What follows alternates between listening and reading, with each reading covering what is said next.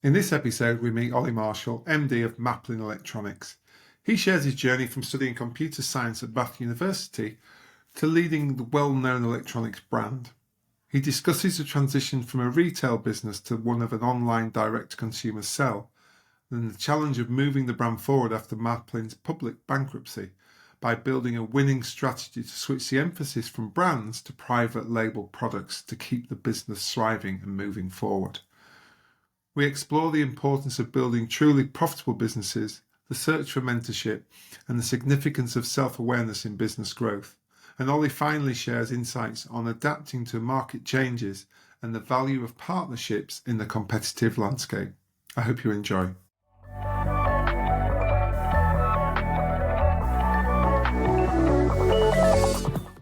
Right, today we welcome Ollie Marshall, MD of Maplin Electronics. Ollie, welcome to the podcast. Brilliant. Thanks for having me, Steve. So, bit of a tradition, but it's always good for our listeners to first of all understand a little bit about yourself, how you've got to this lofty position as MD of this electronics business. So if you could sort of share a truncated journey as to how you're here today. Yep. So my name's Ollie Marshall, as you mentioned. I study computer science. I've been a computer enthusiast and a programmer for as long as I can remember.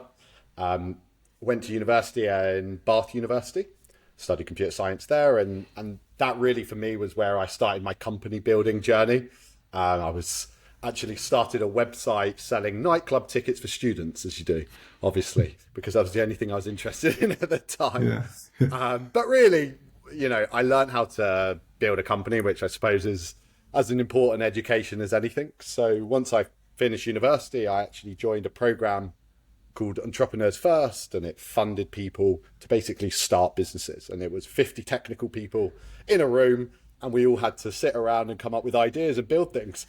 Wow. Which kind of seems like an interesting concept. I mean, harder to actually do in practice than when you sit around. But anyway, I ended up building a company that was doing analytics for sales teams. That journey went on a little bit, didn't actually end up going too far with it. And then actually very quickly I joined, an opening came in what is my family business. And my family business, which is wholesale and distribution for consumer electronics. So that was back in, I want to say 2013, I want to say. People can check your LinkedIn to make sure, don't worry. Yeah, check my LinkedIn, somewhere around there.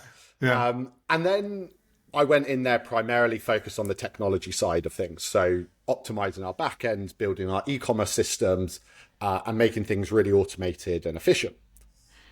So as the business progressed, that's, in wholesale and distribution of consumer electronics, nice market. We were primarily focused at that time on reselling major brands and then selling that to other retailers. It's an okay business. It's a good business, pays the bills. But really where we saw the opportunity was in 2012 was with to start manufacturing our own products and then leveraging our existing channels. So we did that. We actually invented a brand, Proper AV. We also acquired a brand, Practica, and really used that as a way to be able to put that IP on products such as bags, memory cards, TV brackets, monitor mounts, digital. We ultimately ended up actually on digital cameras and selling that through our existing channels, which worked really well. And that was us, how I think about it, going down the supply chain. So going from the middle piece, the middleman, as it were, down into the manufacturing part. Then fast forward.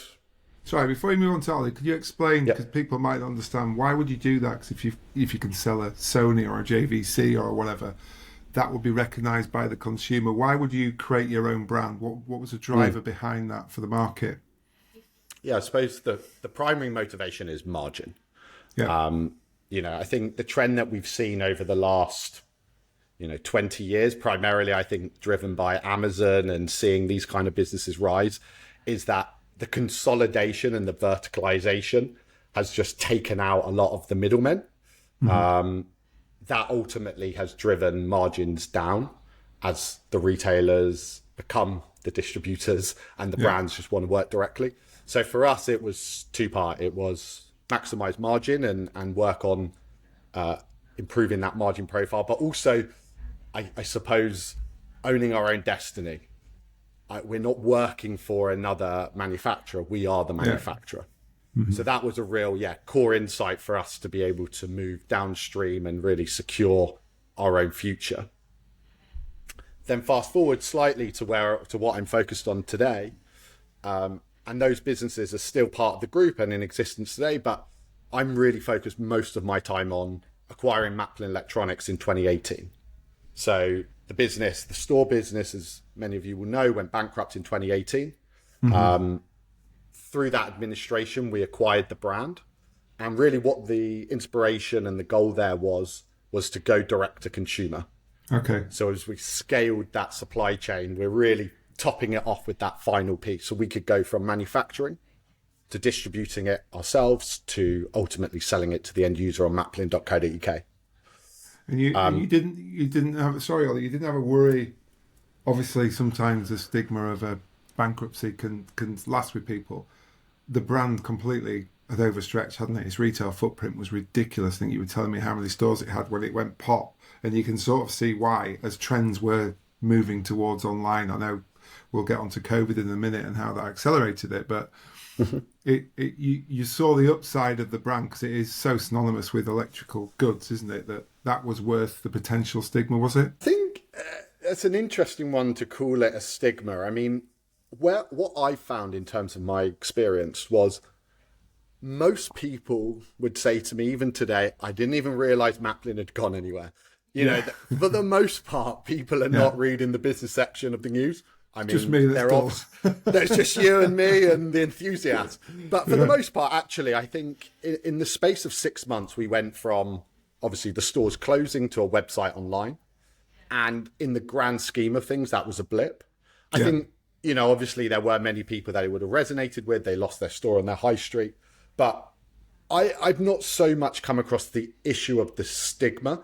I think the bigger problem has been for us is making sure the brand is out there and people are just keeping it in front of them every single day. Because I think I really underestimated, you know, a store on it was 217 stores when it closed. 217, let me know. Which is most high streets, you know, most major high streets in the UK.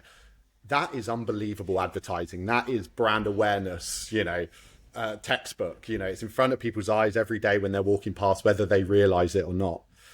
When you're a little part of the internet, keeping your name out there and in the zeitgeist, as it were, is much harder than you think.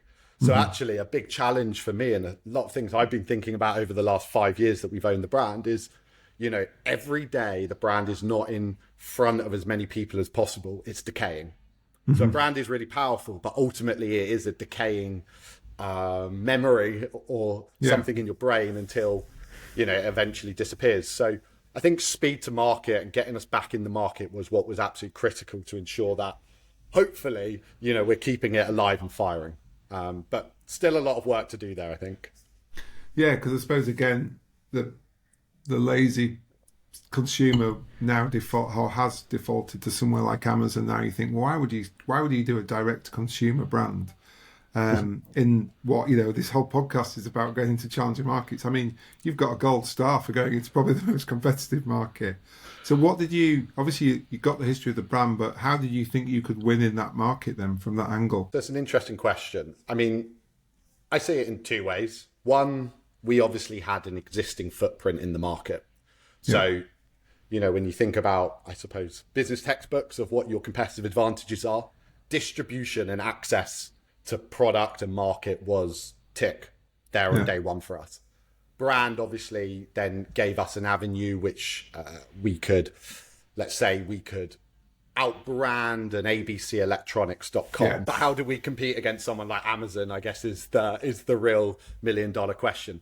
I think for us it was about curation. Well, it is about curation for us. On day one, I think I told you this story just beforehand. When I bought the brand, we took it online and frankly, we just put everything on the website that had a battery or a plug. You know, day one, I suppose that was what most people would have done. Maybe not quite understanding the nuances of consumer electronics and the retail market or direct to consumer. Okay, that worked. We got a load of revenue. We sold a lot of stuff. COVID happened, it 4x'd overnight, but we weren't making any money. Ultimately, the gross margins were such that it was just not possible to have a working business model. Over time, we then were able to transition the website into what we call today primarily our private label products. And what that is, to go back to your original question, is a highly curated range of consumer electronics that hopefully people can trust. They obviously can see the logo, they can trust in the brand, and also at a price point which we think is fair. We're not trying to compete against Sony, you mentioned, or Canon, or Samsung, or Apple. We're not at that price point. We're at the value end of what is hopefully high quality and fair price consumer electronics that really sort of caters for the masses. Okay, so that's interesting. So you own that space, and so have you taken the same model that you did with Direct Tech in terms of your obviously your own brands, isn't it? And I mean, that must have helped with your buying power at round one as well, if they've got the relationships with a lot of these areas too. Yeah, I think I often also get asked when we talk about Maplin is, what did you buy? You know, did you buy the stores? Actually, you know, IP is a very funny thing. It really is just, it's just a thing in everyone's brains. I don't even know how to describe it these days, but it really is a registration at an IP office around the world. But that's it. That's all it is. But actually, the real value comes from that goodwill. So, you know, talking to suppliers, you know, in China, Taiwan, Burma in some cases, they know Maplin. And absolutely, that gives you access to products, that gives you access to relationships that you just couldn't, that just takes too long to build yourself, right? So you can open that door much quicker and get that range across. That's really interesting. And so you mentioned COVID. I assume, like every other direct retailer, it just went crazy, did it, in that period of 2 or 3 years? Yeah, exactly. So I think we launched in January 2019, the website. And then obviously COVID happened at the beginning of 2020. So I think we had a year to just about lay the foundations. We had the pipes to be able to deliver things. And then we, you know, that March, I think it was, we just saw it go bonkers. And this was everything from monitors and work from home equipment for the day, and then DJ equipment, you know, what other hobby, PlayStations, gaming in the evening. So it was an interesting one because at that period of time was when we had that very, very large range. So we were really there to cater for it. But what, in terms of the business model, what happened was our unit economics were actually negative. The more we were selling, the more we were losing. Right. And we still hadn't found our feet there. And I think a really interesting thing that happened was, you know, and this is actually a wider trend, I think, over the last decade, as being cost of acquisition has only continued to inflate. And there was a period of time here where, can't tell you exactly how long it was, where the early days of consumer electronics and e-commerce, margins were reasonably strong and trading online was cheap. And then there was an arbitrage to be had. And what's effectively happened over time is the price point of consumer electronics and the margins have dropped. And the cost of acquisition and the cost of trading and delivery and everything that goes into it, all the SaaS players, all the people in the ecosystem have only become more expensive. So actually an interesting observation I think we've got to today is few asterisks and I think scale permitting. Physical retail actually, and we also sell on Amazon. And when I say physical retail, I mean via partners in our case. Amazon or our own website, somewhat parity. You do need gross margins in consumer electronics really of 30% plus. And, you know, that's not an easy number for, you know, you obviously need a bit of knowledge of the market, but that's not an easy number to attain. Hence why our strategy has been driven so far into private label. But I mean, my focus and the experience I guess I had over that COVID period was learn a lot, fail, you know, in a lot of cases. And I think one of the key lessons I got out of it was, you know, stick at it, you can't give up too quickly. So, a Facebook in Silicon Valley phrase has often been fail fast. And I think Yeah. that is a valid phrase. And in certain things, but I think in retail, you got to fail fast, but not too fast, because you've got to give yourself enough time to understand what's going on, understand the learning, see what's in front of you, and also find and iterate towards the viable pathway, because that's not necessarily there on day one. For us, certainly, we could not have pursued our strategy that is today of 85% of our products are private label until 2 years on, because we simply couldn't have scaled up the range that quickly. Yeah. And I suppose by making those mistakes, you were learning, weren't you? And I think that's the key. That's come across in a lot of the podcast, is that not everything goes right for a business every minute of every day. And as long as you learn and you adapt and you evolve the business, then that's quite acceptable. But you are right. Sometimes a blip could give you some data that you'd make a decision on, and it's a complete dummy. It's a hospital pass the wrong way, and then suddenly you don't give it time to actually wash through. I mean, it's a changing landscape as well. The economy and if you look at e-commerce penetration, if you were following that trend and then you saw that massive blip in COVID, you would have gone, wow, like, e-commerce is eating the world. Like, there is going to be no physical retail left. Yeah. And then guess what? A couple of years on, however long it's been, 3 years on, well, it's actually reverted back to the 10-year mean. So really, on the grand scale of things, things are exactly the same as it's been. I mean, I think I'm fascinated by this idea of reversion to the mean. You see it everywhere. You see it, for example, interest rates. We are actually just it feels like we're in a really high environment. We obviously are, but we are ultimately reverting to a mean. Maybe not 10 years, maybe in that case 20 to 30 years. But everything reverts to the mean. And you can't fight that force, I don't think. Well, no, you remember the good days when it was so low, don't you? But when I first got a mortgage, it was nearer 10, 11%, and that was just because it, like to your point, it was the norm, it was the mean. You just thought accepted it.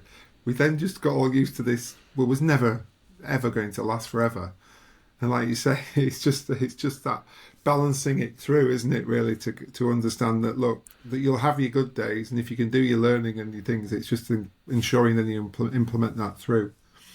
And I think, if you can spend your time, and this is what I'm trying to get better at, understanding what that mean is, looking 5 years out, and really having faith that it may be higher, it may be lower. Let's look at cost per acquisition.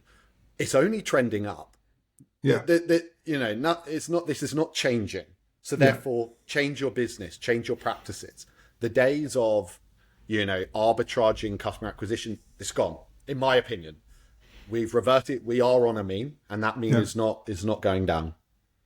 Yeah, and I think it is. You see it everywhere. Everything is more expensive.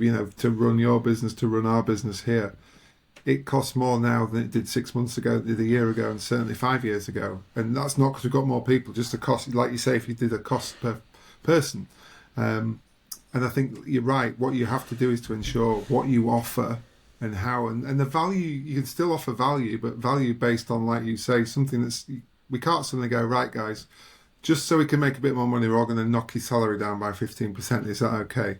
That's going to growth. The only way out of it is growth, be it a company, be it a country. We're, all the things going on right now, we need growth. Yeah. Where that comes from is a tough one, Yeah, and we did agree before we started this not to get onto politics. And I don't think it is, but I think it's worth saying, because what we're stuck in at the moment is a little bit of a hiatus, and until we've got 10 days out from the budget. Now, I don't care what party you support, that gap has been filled by either naysayers or crazy people. But what that does is it means people stall, and we feel it. We're in we're advertising agencies, marketing, media, all of that. And what we see very quickly is people just go, hang on, just stop for a minute. And you're right, to your point, that just halts growth. And the fact that people are trying to second guess because there's no narrative out there, then I think that's scarier than when it's, you basically want to know the news. If the bad news is that the mean's going up, well, at least you know, and then you can make decisions based on that. I think personally, and absolutely no comment on what's going on, but personally, I am an optimist to my core. And I think, obviously when you can get too negative about this stuff, it's easy to forget that you can just do something different. Be it pivot your business slightly, or maybe that's a big pivot, and maybe that's just be in another industry, and for me, I just refuse to get bogged down by this idea that it's a divine right that the way that we've done it forever must be how we do it going forward. So therefore the policies and the market and the economy and, events, be it COVID and Brexit coming in and around you, innovate, keep changing, grow with the times. Maybe it's a distraction method for me. Maybe it's the therapy that I do in order to not get down about it. I don't know. Yeah. But that's my approach to this is keep innovating, because, if you stall for too long, it's unlikely, or you've got to get very lucky for the policies and the events to change in your direction. Well, it's hard suddenly. To get going again, isn't it? You've got to keep that through. So would you, in terms of your leadership then as being MD of Maplin Electronics, would you see that you're pretty good at embracing change? I would hope so. Go on, you're allowed to. That's a big mantra for me. I mean, I would hope so. That's a big mantra for me. I spend a lot of time thinking about this, as I've already mentioned, thinking about that longer term trend, and be that embracing technology. I mean, I was having a meeting earlier about AI assistants. We've got a software development team, so we build a lot of tooling in house to make us more efficient, make us compete better. And what we're going to be building is AI assistants. And my dream and my vision is an assistant for every role. And what that will entail is talking to the team and trying to tease out to them what they think about, what are their processes. Let's build tooling, let's build interfaces to bring that information together, be it databases, be it Shopify's, be it Google Ads. There's data everywhere, isn't there, if you want to look? Data everywhere, and feed it in. That's obviously something that hopefully we'll be doing slightly ahead of the curve. I don't think that's something new or something that no one's talked about. I mean, that's clearly coming for everyone. Will my team and will we be able to embrace that change? Sometimes we struggle with that, and getting everyone to really adopt it instantly as quickly as I do, and be as optimistic about it, and be willing to try and iterate. Not always so easy. So that's a long-winded way of saying I hope, but it's not as smooth sailing as just constantly iterating. And maybe that's a good thing. Maybe that gives me some personal guardrails. Yeah. But I think it is, most people don't like change. Whatever they say, they don't, unfortunately. And I think it's as a role as a leader is to give them the comfort that change is coming, but for the right reasons. It's interesting how you described all of those things, because I think if they see that vision you have, they will naturally associate there will be change coming. We can't keep doing what we've done. And I think there's some great skills in then communicating that, so that the team, look, they'll never be like you and be dancing around, hey, we're doing something different completely today. But they'll realise why.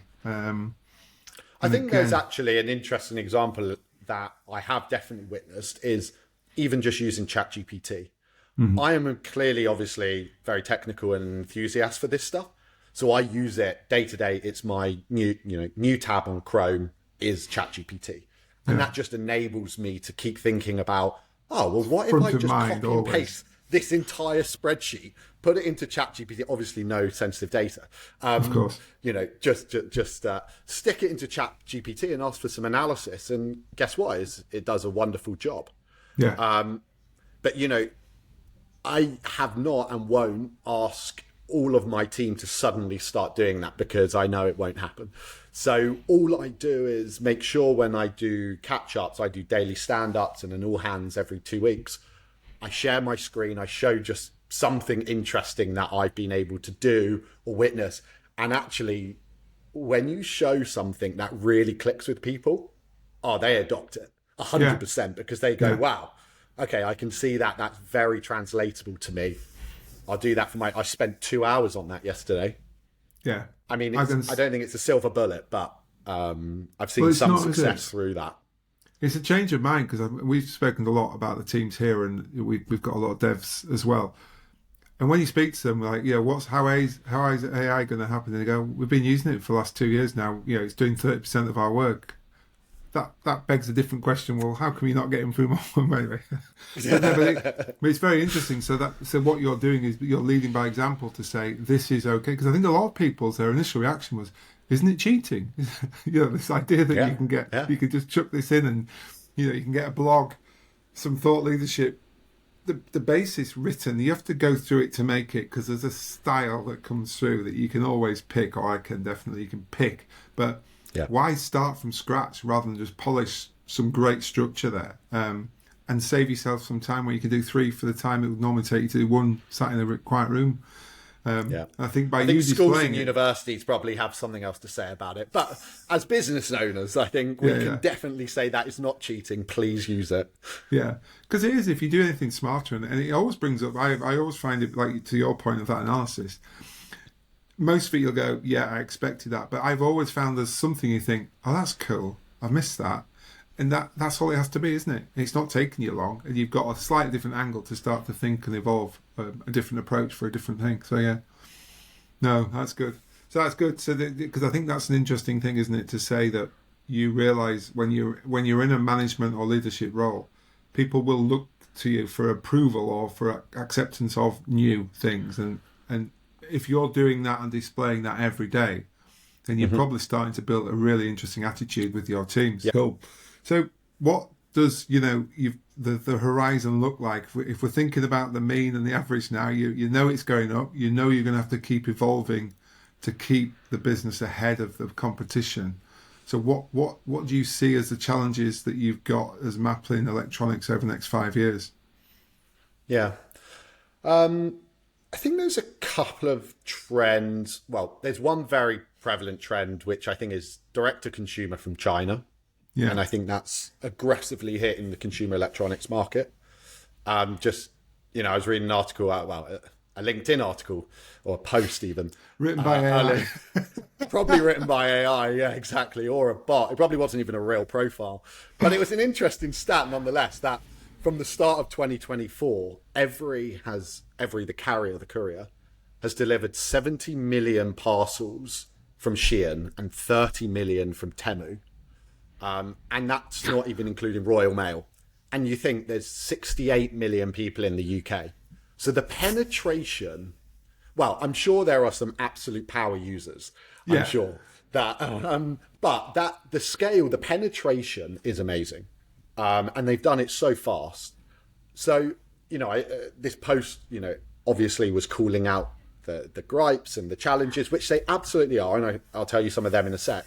But for me, how I think about it, again, embracing the change, is that it is just an innovation. And that innovation is Amazon spent 25 years collapsing delivery times from, 3 or 4 days, 5 days, maybe back in the early 2000s, down to same day or 1 day. Amazing. Getting stuff quicker. And then what has Temu and Shein and the rest of them done? They've gone, okay, well, we're going to ship it direct from China. It's cheaper, but you're going to have to wait 10 days for it. And from my perspective, that's an innovation because, at the end of the day, there are many things and many purchases which you just absolutely don't need, that same day. Yeah. So again, it's an interesting parity between what Amazon has built. The challenges are, the VAT and the import duty loopholes that exist. So for those that don't know, there's a certain value threshold. When it's under that value threshold, there are no duties, there's no VAT, it will not be checked by customs. Secondly, certifications and safety. Obviously something that we think a lot about being electronics retailers,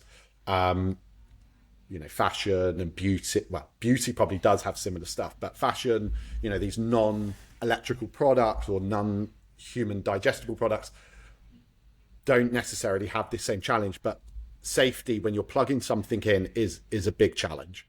Yeah. Are they compliant? I don't know. No one knows because they're not being checked. And then finally, just generally speaking, the competitiveness for UK retailers. So are they trading on a different level, a different cost base? Sorry. So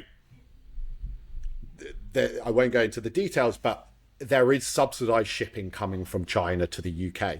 So in some ways, again, it's not super transparent, but it will be, if not cheaper, minimum on par for me to ship in the UK as it is from China.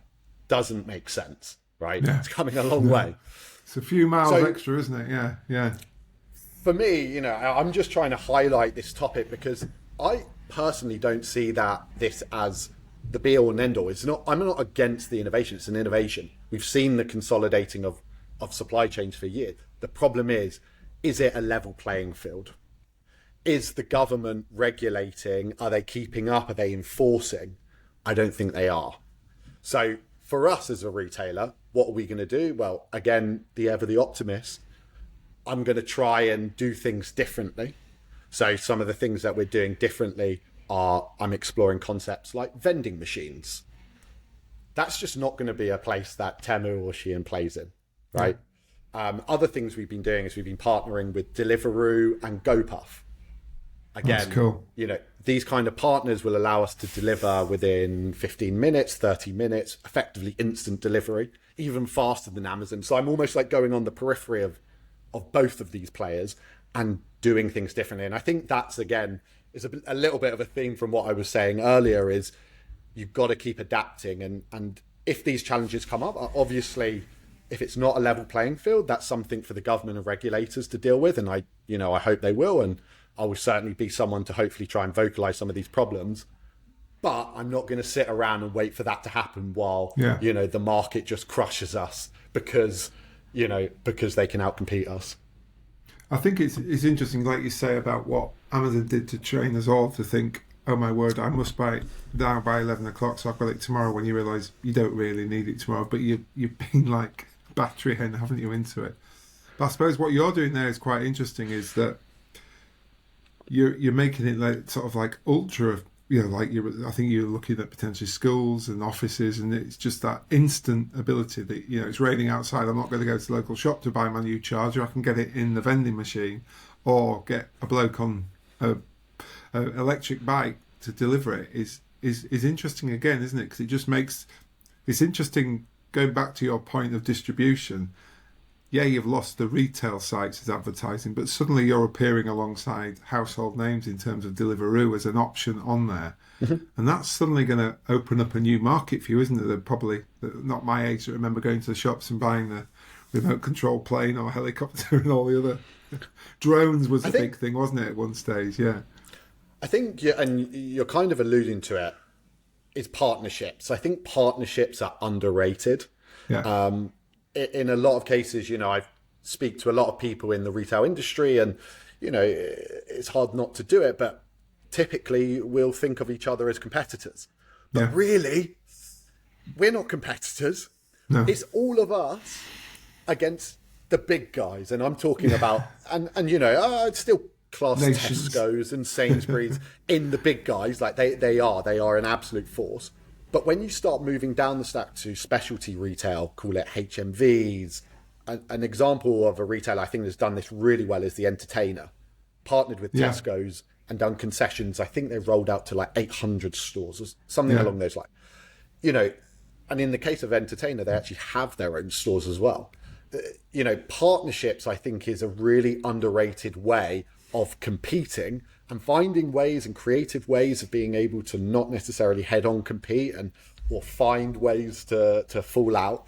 But really, we're going up against, as you say, nation states here. You shouldn't say that Temu or Shein are no, they're listening. They're listening. But definitely, I agree with the sentiment. Like, it really, Amazon and the rest of them, Alibaba's and stuff, they are a force far greater than even if the entire specialty market in the UK combined.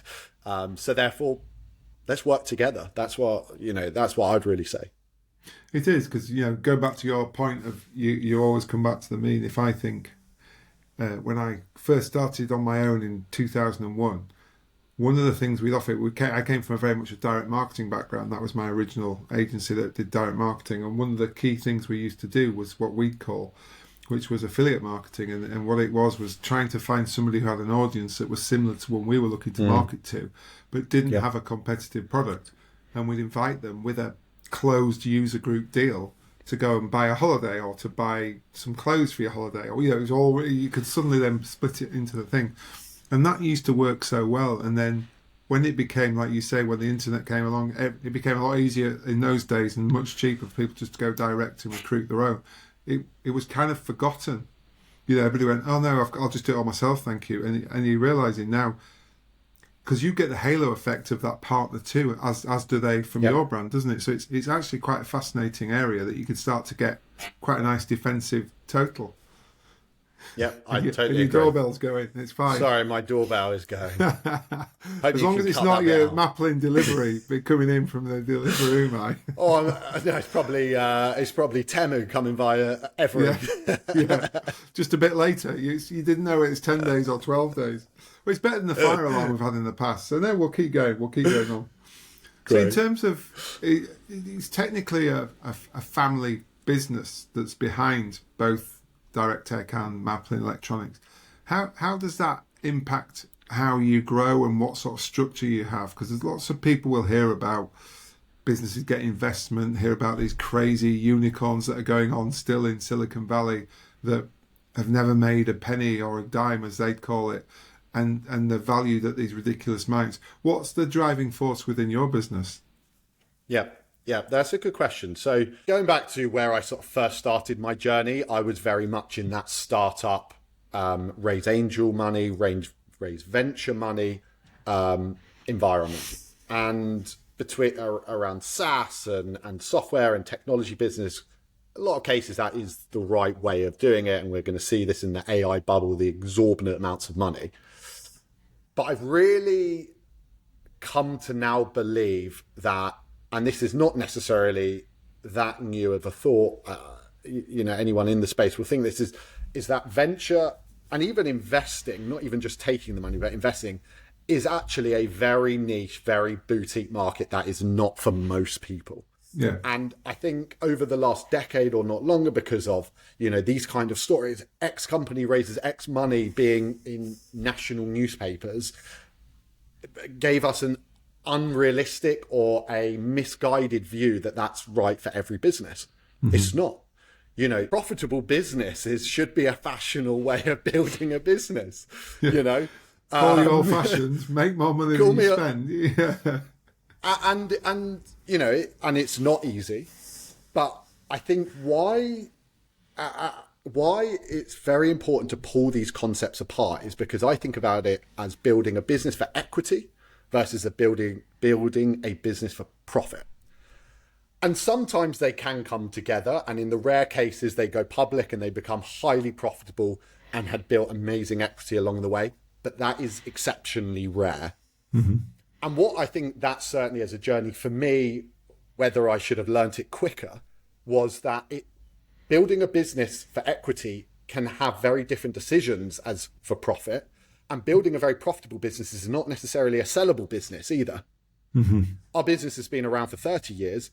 Why can't it go for another 30 years, Yeah. But the concept of success is often, among friends and among people I talk to, is when we get the external validation that we've sold the business. Yeah. But that's not the case. Or, silly stuff like how big is your team is a sense, or how much money have you raised is a point of validation. I don't care about that anymore. It's not true for me, because the path that I've certainly taken, and be it the stigma of a lifestyle business, lifestyle, or I don't want to call it lifestyle business because I don't think it's a lifestyle business. No, I don't. But it's a profitable business.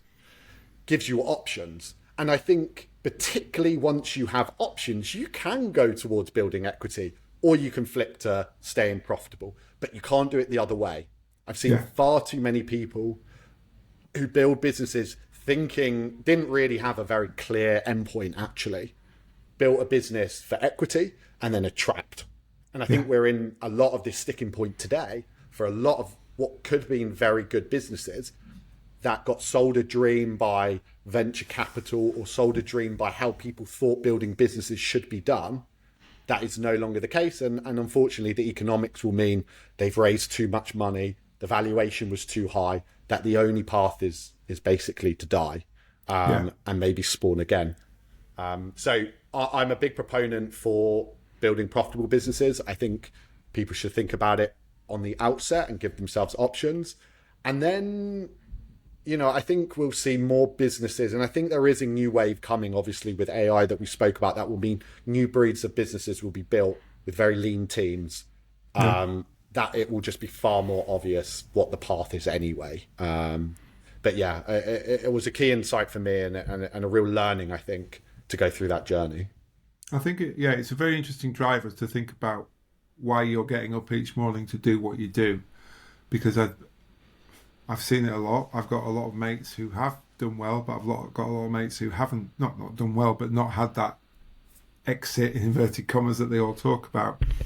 But what you do when you actually speak to them is the period when you are just chasing money rather than to build a fantastic organisation. It's not a nice place, because it makes you make decisions that aren't really for the good and sometimes the longevity of that business. And, we're a people, yes, we use technology, we use AI, but we're a people business here. We've got about 120 people that all, we pay their mortgages and we take that very seriously. And I think you've always got to make decisions. If your primary aim is to grow and to build something brilliant, then the money will follow. But when it's the other way around, I think it can go very, very wrong and very, very spectacularly wrong. So I think that's a really interesting angle, that you've got that behind you to continue to grow and innovate in what is a fascinating market. And to your point around, people's livelihoods, it's profitability gives you stability. Yeah. And I think one thing that it was very hard not to get caught up with during that COVID period was the whirlwind of stock markets and crypto and startups and all these things. And then it all went away, and then everyone went, wait, where's the stability? This is actually quite stressful. And as part of, obviously crude just talking about profit, but really what I'm talking about is stability and options and a nice lifestyle, and be able to hopefully, as you say, build a great organization, a good organization that's good to work for, serves its customers, and hopefully is net positive for the world. Yeah, profit should never be seen as dirty, because without it, you're not employing or growing a business. It's impossible to, isn't it? Because you haven't got the funds there to do it. So I think it's interesting though, isn't it? Because people they always see the individual or the owners of a business like after a 20-year painful journey, and not realise the fact that there were times when they weren't taking any money while everybody else was getting paid, and there's been they just see the success of the moment. So I think it's good for people to be aware that, look, this is hard work, but it's worth it if you've got a passion to build something, because that's everybody that succeeds I know has been so passionate about their project. So with the business and having obviously related to direct tech and other people, have you been able to have some good mentors that have helped you grow as a leader within this business? That's a good question. I mean, actually, I think I've struggled to find mentors. I've leaned very heavily and I'm highly obsessed with podcasts. I have been listening to podcasts since I had an iPod Shuffle, the one where it was a physical clip. Nice. And you would go on iTunes, you would put it in the little dock, and you would, download what was probably felt like there was tons of podcasts, but nothing like there is today. Not even a speck. And, I would listen to primarily programming podcasts at the time, and then moved in more into business podcasts. And today I consume, near on 2 to 3 hours of podcasts a day, probably, in combination with audiobooks. My morning walks, my lunch walks, my evening walks, you name it, I will obsessively be consuming content, which I think also leads to a bit of a problem, because I do not give my brain downtime. I close my door, smashing stuff in your ear to something. So, I'm not necessarily, but what I was going to say was really, I haven't actually found, and I think that is something that I'm still in search of.